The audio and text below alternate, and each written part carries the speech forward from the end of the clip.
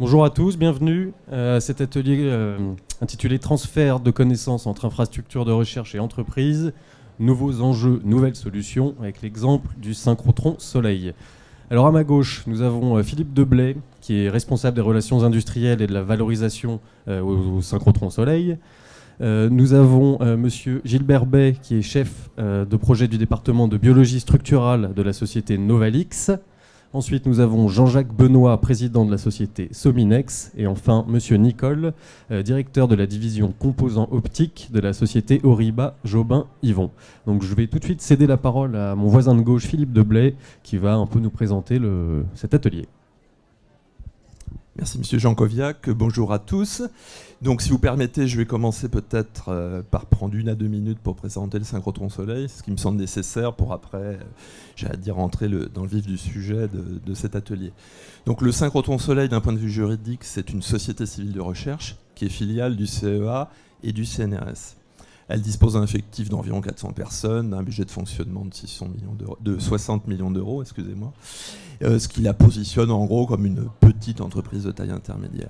D'un point de vue fonctionnel, c'est un centre d'analyse de la matière vivante et des matériaux complexes qui met en œuvre de la lumière synchrotron comme sonde excitatrice des matériaux qu'on veut étudier. Donc cette lumière synchrotron a des propriétés exceptionnelles, notamment en termes de brillance extrême et de spectre continu, dans une large gamme allant des terahertz aux rayons X durs. Alors cette lumière synchrotron, elle est produite à partir d'équipements de haute technologie qui sont issus de la physique des particules. Pour faire très simple et vous donner l'image des accélérateurs d'électrons. Et cette lumière synchrotron, elle est utilisée dans des 29 laboratoires spécialisés d'analyse qu'on appelle des lignes de lumière. Alors dernière précision, Soleil fait partie de la grosse soixantaine d'infrastructures de recherche françaises. Il y a eu un atelier ce matin qui a permis de redéfinir ça, et plus spécifiquement des 18 très grandes infrastructures de recherche nationales, les fameuses TGIR.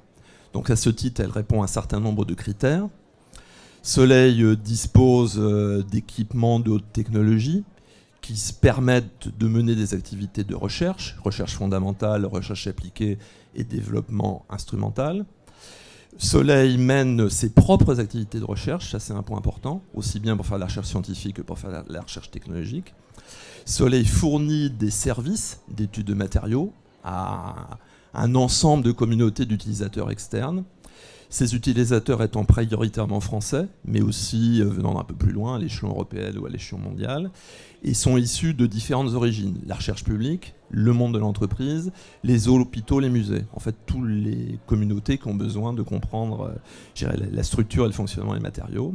Et puis quatrième point, donc Soleil associe des entreprises au développement technologique qu'elle met en place pour concevoir des nouveaux dispositifs, de manière sur les phases de conception, de construction, de mise en œuvre, de mise en service, d'exploitation et de maintenance. Ça, c'est une première partie. Et également pour, je dirais, valoriser des innovations lorsque justement ces développements permettent de lever des verrous technologiques. Alors, excusez-moi, j'ai peut-être été un petit peu long. Alors après, pour en revenir, je dirais, au sujet proprement dit, bien évidemment, tous ces échanges de Soleil avec son environnement du monde de l'entreprise nécessitent des transferts de connaissances, des échanges d'informations. Du point de vue de Soleil, il y a bien évidemment un certain nombre d'enjeux. Donc le premier enjeu, c'est un enjeu stratégique, puisqu'une des missions officielles de Soleil, c'est de soutenir l'innovation, le développement et la compétitivité des entreprises. Et c'est vraiment une mission, je dirais, affichée et assumée. Ce n'est pas, comme on le faisait éventuellement il y a quelques dizaines d'années, une mission accessoire, voire anecdotique. Alors ce soutien aux entreprises se fait dans deux directions. La première, donc, c'est de faciliter l'utilisation des fameuses lignes de lumière pour les communautés industrielles ou de prestataires de services à l'industrie. Et puis la deuxième direction, c'est d'associer à nouveau des entreprises, notamment l'instrumentation scientifique, je dirais la recherche technologique que l'on peut mener, en amont dans le cadre de partenariats de recherche, et je dirais en aval pour la valorisation de cette recherche par des transferts de technologie, pour permettre donc à ces entreprises d'exploiter industriellement et commercialement, ce qui est bien évidemment pas une des missions de Soleil. Je rajouterai, si j'ai encore 1 minute, peut-être des enjeux opérationnels, donc pour les ingénieurs, les chercheurs de Soleil. Alors j'en ai identifié 3. Le premier consiste à s'appuyer sur les problématiques qui nous sont soumises justement par les industriels pour concevoir et mettre en œuvre de nouveaux projets scientifiques, par fertilisation croisée entre de la recherche industrielle et de la recherche académique. Le deuxième élément, deuxième objectif opérationnel, c'est d'avoir accès, dans le cas des collaborations, à des moyens industriels. Ça peut être des moyens de conception, des outils de fabrication, des méthodes industrielles, une démarche qualité qu'on n'a pas qu'on ne maîtrise pas bien en tant qu'organisme de recherche et qui peut vraiment être très utile pour aller plus vite et plus loin dans le développement de nos dispositifs innovants. Et puis bien sûr, la troisième et dernier objectif opérationnel, c'est d'accéder à de nouvelles sources de cofinancement de nos projets de R&D, alors amenés en partie par les entreprises elles-mêmes, mais aussi et surtout par des financements publics qui se généralisent sur justement des partenariats entre des laboratoires de recherche, des organismes de recherche et des entreprises. Monsieur Bay, vous utilisez le synchrotron comme un outil, comme un prestataire de service. Qu'apporte-t-il finalement à une société comme la vôtre? J'ai essayé ce micro-là, ça devrait marcher. Oui, donc Novalix, c'est une société basée dans la région de Strasbourg. Donc Novalix est une société d'environ 80 personnes basée dans la région de Strasbourg. Notre activité est prestataire de services pour essentiellement l'industrie pharmaceutique pour la réalisation de candidats médicaments, donc très tôt dans l'idée de drogue simplement, pour aider à différents niveaux grâce à tout un système de services plus ou moins intégrés selon la volonté des clients pour soit échantillonner leur banque de molécules contre une cible protéique, responsable ou non d'une maladie ou de problèmes thérapeutiques. Donc notre travail s'articule sur différentes plateformes de caractérisation biophysique de l'interaction drogue-protéine, et un des aspects est la biologie structurale, donc la détermination de structures tridimensionnelles de protéines en présence de drogue, on espère, par la diffraction des rayons X. Et c'est dans ce cadre qu'on utilise le synchrotron soleil. Donc nous sommes des utilisateurs industriels, donc on achète du temps au synchrotron. Ce que nous, on souhaite, en dehors de la simple prestation de service, dans le cadre de l'utilisation du synchrotron, c'est d'aller au-delà justement de cette simple prestation, c'est de s'assurer toujours que nos clients, par l'intromise de nos services, aient accès au meilleur de la technologie actuelle en termes de machines, en termes de technologie, de techniques de résolution de structure, car c'est des programmes extrêmement coûteux et longs et qui représentent beaucoup aussi de travail de recherche, d'innovation, de compétition. Donc nous, de notre côté, on assure la prestation de service, mais on espère que d'un autre côté, Soleil maintienne un haut niveau de qualité, de performance, assure quelque part une veille technologique et une intégration ou une recherche de nouvelles solutions dans ces processus-là par de la recherche fondamentale, chose qu'en tant qu'industriel, on n'est pas amené à faire et pas destiné à faire. Donc c'est dans ce cadre-là que on est utilisateur, mais on espère partenaire, si vous voulez, des prestations que Soleil peut nous fournir. Et c'est dans ce cadre, je pense que ça fait plaisir de voir le travail que Soleil développe avec ses propres fournisseurs, avec ses propres industriels, des partenariats technologiques avec beaucoup de challenges scientifiques et techniques pour être toujours à la pointe de l'innovation et pour nous, en tant que prestataires pour les industriels de l'industrie pharmaceutique, permettre de montrer qu'on a toujours accès aux lignes les plus performantes, au matériel vraiment dernier cri permettant de résoudre avec le maximum d'efficacité un problème technique, de science appliquée certes, mais avec les meilleurs moyens possibles à l'heure actuelle, avec un certain niveau de qualité, un certain niveau de coût, pour pouvoir assurer à nos clients une maîtrise des coûts et de la technologie. Je prends le micro, je suis désolé. Monsieur Nicole, vous, c'est un peu différent. Votre entreprise fait partie déjà du secteur de l'instrumentation scientifique. Vous signez des accords de pays avec le synchrotron. Pouvez-vous nous parler de ce cercle vertueux finalement qui a été mis en place ? Volontiers. Donc au départ, on a une relation client-fournisseur assez normale dans le domaine scientifique. Donc il nous apparaît assez normal que les scientifiques de Soleil viennent chez Jobin Yvon pour proposer des designs innovants, pour pousser un petit peu les limites de la technologie qu'on est capable de mettre en œuvre. Ça a permis aux équipes d'apprendre à se connaître. Ça a permis aux équipes d'imaginer des concepts différents de ceux qui étaient proposés au départ. Et au bout d'un certain temps, on s'est rendu compte que les moyens de métrologie qui sont disponibles chez Soleil permettaient à Jobin Yvon de faire des améliorations sur ses procédés de fabrication et donc de proposer des produits beaucoup plus performants que ce qu'on avait imaginé au départ. Sur cette base, les équipes ont travaillé dans un cadre très informel. Et on a été capable de fournir des composants optiques pour les faisceaux Soleil d'une qualité supérieure à ce qu'on avait imaginé au départ du projet. Ce qui est très intéressant, c'est que la qualité de ces composants optiques était visible sur la performance de certaines lignes de lumière. Et donc certains des utilisateurs de Soleil étrangers se sont rendus compte de la validité, de l'intérêt du projet et sont revenus nous voir en tant que fournisseurs de composants pour leur propre synchrotron. Donc à la fois on a réussi à mettre en avant la haute technologie de Soleil et donc d'une certaine manière à contribuer à l'image de Soleil à l'international, mais aussi à valoriser tout le travail qui a été fait chez Jobin Yvon au sein de l'entreprise pour développer des solutions technologiques adéquates pour Soleil. Donc en fait, c'est un cercle, enfin c'est ce qu'on appelle le cercle vertueux. On s'améliore grâce aux idées de Soleil. Ces idées sont recyclées dans les lignes de lumière de Soleil et elles servent un petit peu de démonstrateurs, de labos de démonstration et de vitrines technologiques pour l'industrie française quand cela se passe bien.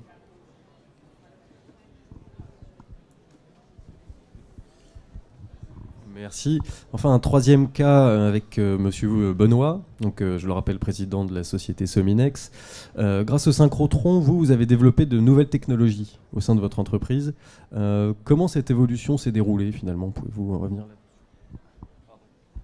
Moi, en introduction, je voudrais simplement dire que si on a fait des transferts de haute technologie, aujourd'hui, ça a sauvé l'entreprise. Donc, c'est une grande partie du sauvetage de l'entreprise. Pour situer l'entreprise, c'est une PME de 86 personnes située en Basse-Normandie. Nos métiers sont des métiers très traditionnels. Nous sommes mécaniciens, automaticiens, électroniciens et on fait également de la soudure. Donc au départ, on a 25 ans d'expérience dans les machines spéciales pour l'automobile. Et comme je disais tout à l'heure, en 2002, quand on prenait une affaire pour l'automobile, on ne disait pas combien on va gagner, mais on va dire on va essayer de ne pas trop perdre. Donc voilà. Donc je ne souhaitais pas, contrairement à la demande de l'automobile, délocaliser mon entreprise. Nous, on est très bien en Basse-Normandie, on est à 8 km de la mer, on est à la campagne de l'autre côté. Qu'est-ce qu'on y est bien? Donc aller s'embêter en Pologne, en Roumanie, en Tchéquie, je ne critique pas, ce sont des pays sûrement très sympas, mais pour y travailler, mes collaborateurs, ils préfèrent aller à la pêche ou aller ramasser les foins l'été, c'est plus sympa. Voilà, donc il fallait rester, mais il fallait faire autre chose. Donc après réflexion, après avoir mené une réflexion un peu stratégique de l'entreprise, on a décidé de changer. Et en fait, on a pas loin de nous le GANI-Lacan, qui est le grand accélérateur nucléaire d'Ion-Lourd. Donc on a commencé par aller les voir en disant, nous, on a des métiers traditionnels, mais qu'est-ce qu'on pourrait faire pour vous? Et le GANI nous a dit, pour nous, vous ne pouvez pas faire grand-chose. Vous savez, nous, c'est du vide. Alors déjà, le vide, je ne savais pas ce que c'était, donc j'ai demandé qu'on m'explique. Et puis après, avec le GANI, on a commencé à faire un petit peu de chambre à vide. On a travaillé pour le vide.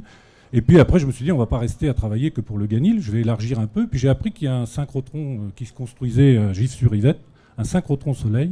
Et je suis allé prospecter. J'ai rencontré les responsables du bureau d'études qui m'ont extrêmement bien accueilli. À l'époque, c'était des casemates, on avait les pieds dans la boue.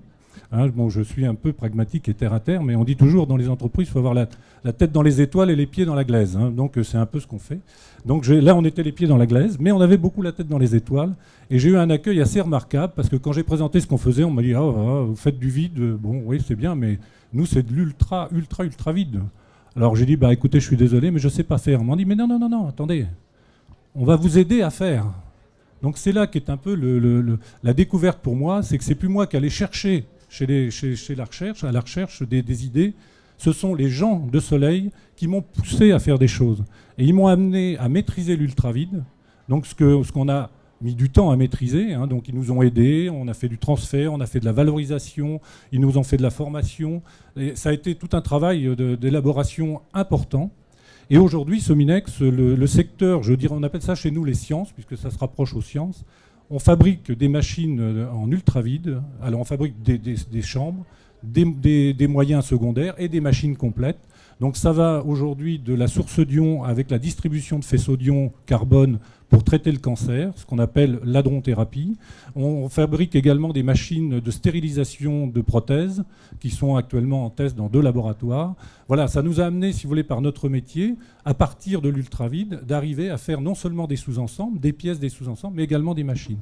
Et aujourd'hui, je peux dire que le démarrage et la rencontre de Soleil, c'était en 2002. Aujourd'hui, l'entreprise a multiplié son chiffre par 4. On faisait 5 millions, on tourne autour de 20 millions aujourd'hui.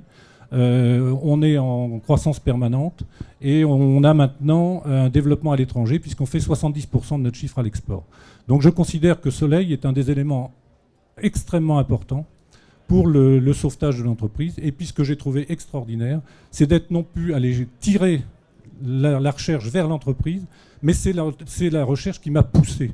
Donc moi j'ai trouvé ça extraordinaire et c'est encore le cas aujourd'hui puisqu'on a d'autres sujets à discuter. Mais je suis extrêmement convaincu que c'est la recherche qui va aider nos PME à s'en sortir. Il faut tirer nos entreprises vers le haut et avoir une offre complètement différenciée. Si on n'a pas ça, on est dans le commun des mortels et on ne vivra pas. Donc moi je suis un ardent défenseur du rapprochement recherche-entreprise.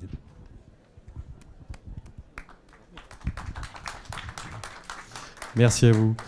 Justement, le synchrotron essaye de s'ouvrir davantage à l'industrie et un certain nombre de solutions sont mises en place que je vais laisser Monsieur Deblay les détailler. Merci beaucoup de me redonner la parole. Donc effectivement, Soleil a identifié et mis en place une série de solutions. Alors vous allez voir, il y en a certaines qui sont élémentaires, d'autres plus élaborées. Et la première, c'était d'avoir une organisation dédiée qui soit visible aussi bien en interne qu'en externe, avec un directeur de la valorisation, donc qui est là au premier rang. Merci Michel.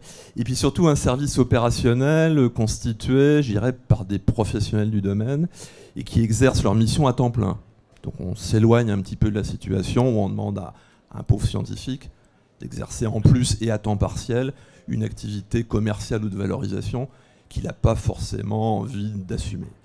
La deuxième solution, qui est, vous allez voir, tout aussi triviale, c'est d'avoir la volonté d'aller au-devant des entreprises, d'aller à la rencontre des entreprises en sortant de l'infrastructure de recherche, en sortant du site de Soleil.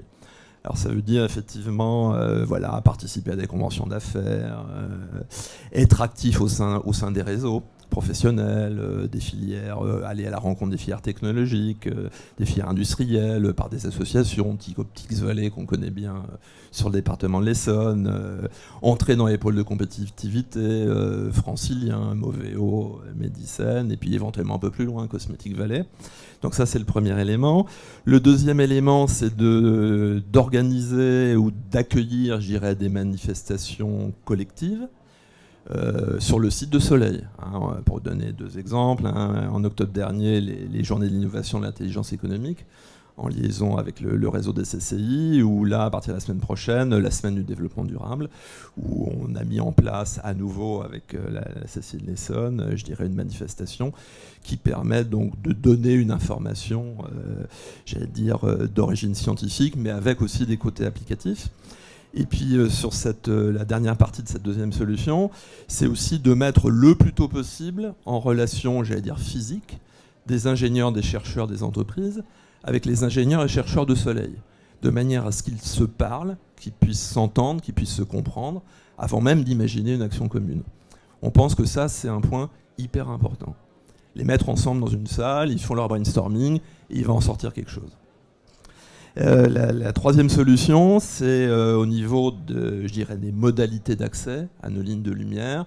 On a essayé de diversifier les modalités d'accès pour les rendre complémentaires et adapter, je dirais, à chaque besoin amené par chacun des industriels. Alors pour aller très vite, il y a 3 modalités. La première modalité, c'est des accès gratuits après soumission à une sélection préalable pour des projets publiables. Donc c'est plutôt dans une dimension, j'allais dire, de recherche industrielle, mais plutôt amont. Le deuxième mode d'accès sont des prestations payantes facturées classiques, telles que Gilles Berbet a pu les décrire tout à l'heure. Puis le troisième mode d'accès, c'est de la recherche partenariale, où on met en commun des moyens, on a un programme commun de recherche, et c'est l'arrêt du partage des moyens, des bénéfices et bien sûr des risques. Et c'est bien évidemment le client qui va dire à Soleil, pour tel projet, moi je me sens à l'aise sur la prestation de service, ou plutôt sur un projet de recherche partenariale. Donc tout ça, ce sont des éléments qui peuvent vous paraître un peu trivial, mais qui en pratique permettent d'avancer dans le cadre de nos relations avec les entreprises. On a parlé de prestation de service, c'est ma 4e solution. Écoutez-moi si je suis trop bavard. C'est justement sur les prestations de service, avoir aussi des prestations graduées et que nos clients peuvent choisir à la carte. Alors, la prestation la plus élémentaire, c'est effectivement accéder à une ligne de lumière sans mobilisation forte de l'équipe de ligne. Mais comme on l'a vu tout à l'heure avec Gilbert, les collègues sont quand même présents et mobilisables à tout moment pour répondre à des besoins. Mais ça, c'est, je dirais, la prestation de base. Puis au bout de la chaîne, il y a la prestation d'études de matériaux complètes, où on fait la réception des échantillons, on va jusqu'au rapport d'analyse complet que l'on remet en même temps que les échantillons, après avoir fait en situation intermédiaire la collecte des données expérimentales, l'analyse de ces données et l'interprétation de ces données avant de rédiger le rapport. Peut-être dernière solution que je voulais proposer, peut-être celle qui nous semble la plus élaborée, la plus originale, c'est la mise en place de plateformes spécialisées qui permettent d'avoir une interface entre des acteurs d'un domaine spécifique et les chercheurs de Soleil, lorsque ceux-ci n'ont pas les compétences justement correspondant à celles attendues dans le secteur donné. Donc autrement dit, nos collègues peuvent avoir des compétences en biologie, en physique, en chimie, mais pas forcément par exemple en matériaux du patrimoine, en agroalimentaire ou en cosmétique. Donc on a adopté une stratégie et on a déjà des réalisations. Je vous inviterai d'ailleurs à passer soit sur notre stand, soit à jeter un petit coup d'œil sur le poster qui est un petit peu sur la gauche ici. On a vraiment une stratégie de mise en place de structures d'interface, donc avec une équipe dédiée, en général qui est indépendante du personnel de Soleil, éventuellement des locaux dédiés, et éventuellement accès aussi à des équipements complémentaires, des outils synchrotron. On a une plateforme déjà existante dans le domaine des matériaux anciens, une interface aussi dans le domaine de l'agroalimentaire, et on travaille sur deux autres projets, dont un dans le domaine cosmétique. Très bien. On peut faire réagir la salle tout de suite. S'il y en a qui ont des questions, n'hésitez pas. On peut les prendre à partir de maintenant. Non, pas encore. Moi, j'avais une question sur l'API. Comment ça se passe concrètement entre Oriba et le synchrotron de manière assez concrète ? Justement, un des gros avantages de Soleil, la propriété industrielle est structurée d'une manière très simple. On a pris des brevets communs. Si on veut les prolonger, on paie 50-50, donc c'est assez simple. Et surtout, ça fonctionne sur un mode de royalties sur le chiffre d'affaires généré, qu'on repérait à Soleil en fonction des chiffres d'affaires qu'on génère sur un contrat donné. C'est assez simple à gérer. Et c'est de loin une des solutions les plus simples qu'on connaisse. Je n'ai strictement rien à rajouter. J'ai une autre question sur les pôles de compétitivité. Comment ça se passe de manière très concrète ? Vous êtes membre du pôle, vous êtes, je ne sais pas. Alors en fait, pour être tout à fait honnête, on est membre d'un certain nombre de pôles et on a des sollicitations de la part des pôles ou des interactions avec les pôles, je dirais très différentes. Il y a des pôles qui comprennent du premier coup, j'allais dire, le positionnement un petit peu particulier de Soleil et ce que peut apporter une structure comme Soleil aux acteurs du pôle. Et d'autres pour lesquels c'est la situation totalement inverse. Ils nous considèrent comme un membre parmi les autres qui veulent participer aux activités du pôle pour se faire financer les projets. Donc ça peut être un objectif, mais ce n'est pas notre objectif principal. Notre objectif principal, à nouveau, c'est de venir en soutien des projets des autres. Donc qu'on soit considéré éventuellement comme un sous-traitant dans un projet qui passe vers les pôles de compétitivité pour trouver des financements, ça nous va bien. Mais voilà, donc la situation est très variable d'un pôle à un autre.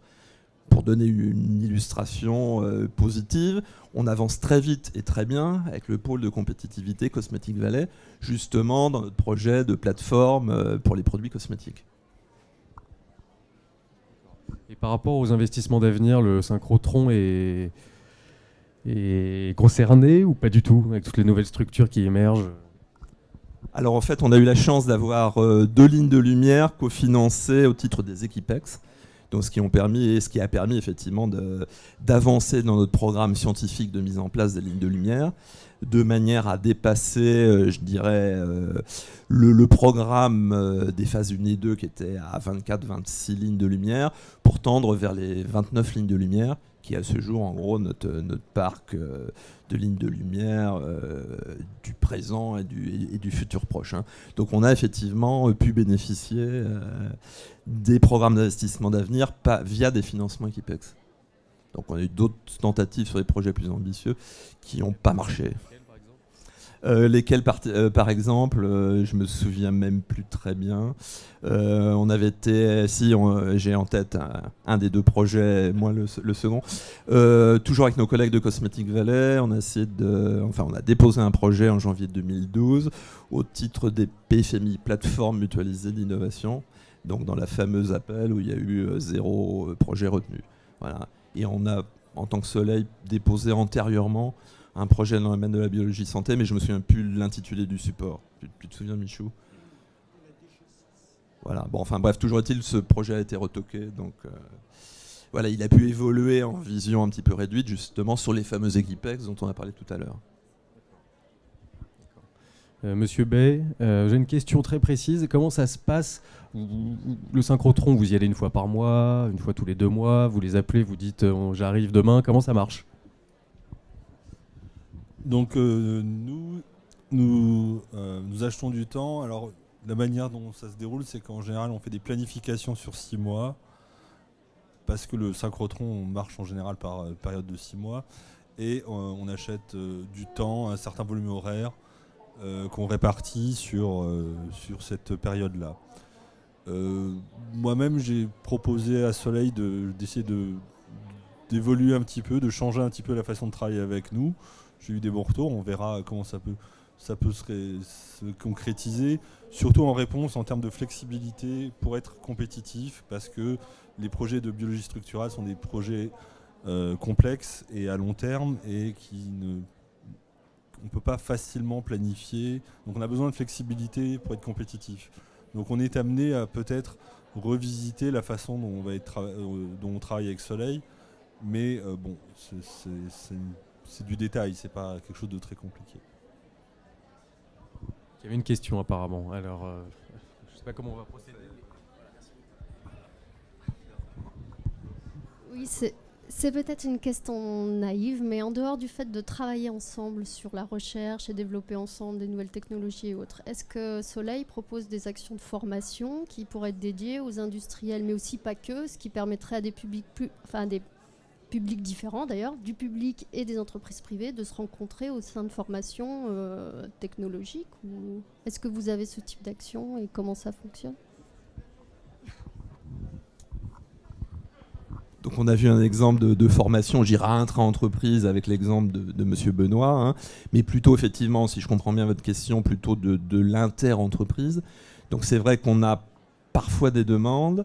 En général, on renvoie, j'allais dire, sur des formations déjà existantes qui sont mises en place par les collègues CNRS, CEA ou ainsi de suite, et sur des supports qui sont, je dirais, volontairement, au moins partiellement ouverts à nos clients, enfin aux entreprises, qui soient à vocation mixte, laboratoires de recherche et entreprises. On a eu des tentatives des velléités de structurer nos propres formations, effectivement, pour faire simple, formation pratique aux techniques synchrotron. Et en fait, on a été confronté à 2 difficultés. Mobilisation de la disponibilité de nos collègues chercheurs, ce qui est quand même un problème récurrent. Et deuxièmement, adéquation de ces éventuelles formations avec une masse critique suffisante de demandes industrielles. Donc on a pour le moment pas trouvé le bon maillage. Et du coup, on renvoie plutôt sur nos collègues. Mais Michel Bessières va nous donner d'autres infos. Il y a une formation pour tous les postdocs ou les gens qui sont en thèse et qui sont intéressés au synchrotron, qui s'appelle Hercule. Alors ce n'est pas que le synchrotron, c'est aussi les neutrons. Ça dure une semaine, donc c'est une formation très complète, avec des ateliers dans différents domaines, que ce soit la biologie et les matériaux. Et il y a des industriels qui ont envie d'utiliser le synchrotron qui viennent se former. Mais c'est une formation de type, entre guillemets, universitaire. Donc il y a à la fois une partie cours et une partie je participe à des expériences sur le synchrotron. Donc ça existe et c'est fait en partenariat avec d'autres TGIR, donc le SRF à Grenoble, l'ILL qui est aussi à Grenoble et qui est du côté neutron, et le LLB qui sont nos voisins sur le plateau de Saclay. Et alors après, on fait aussi des journées, alors c'est pas vraiment de la formation, mais c'est plus de l'initiation.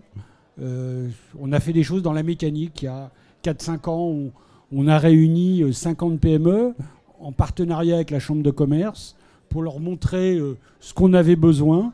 Et on a fait des espèces de TP, pareil, en les amenant sur des instruments qu'on fait fabriquer. Et on leur montre, voilà la technologie qu'on a besoin, nous. Est-ce que vous l'avez, est-ce que vous ne l'avez pas? Est-ce qu'on peut vous aider, comme on a fait avec Sominex, à l'obtenir, ainsi de suite. Voilà. Toute petite précision, la session Hercule à Soleil a eu lieu il y a 2 semaines. Voilà, je referme la parenthèse. Merci Michel pour ces infos complémentaires.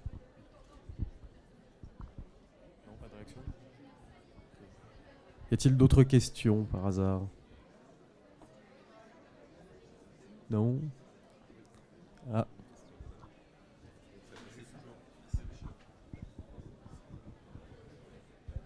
Merci. J'aurais une question, moi, au niveau de en fait, le type de l'Equipex, parce que vous avez fait rentrer un industriel qui travaillerait au sein de l'Equipex, donc qui était à la fois partenaire, parce qu'il y a eu sûrement un transfert de compétences qui a été fait, j'imagine, pour que justement il puisse être formé pour fournir les pièces nécessaires. Donc il était à la fois partenaire et fournisseur de... C'était, je sais pas trop comment en fait vous avez fait rentrer un industriel dans un projet qui peut être un projet de type Equipex ou... D'accord, autant pour moi. Je réponds. Voilà, donc pour nos projets Equipex, effectivement, ce sont des projets Soleil, pour lesquels, effectivement, comme dans n'importe quel, je dirais, projet, des programmes d'investissement d'avenir, on a demandé, je dirais, à nos partenaires, notre environnement, aussi bien scientifique qu'industriel, bien sûr, de nous faire remonter des marques d'intérêt. Donc on a joué ce jeu-là. Mais voilà, mais il n'y a pas d'implication directe dans le cadre du montage des projets Equipex, d'industriels, partenaires ou fournisseurs dans la partie développement technologique. Ce sont 2 informations séparées.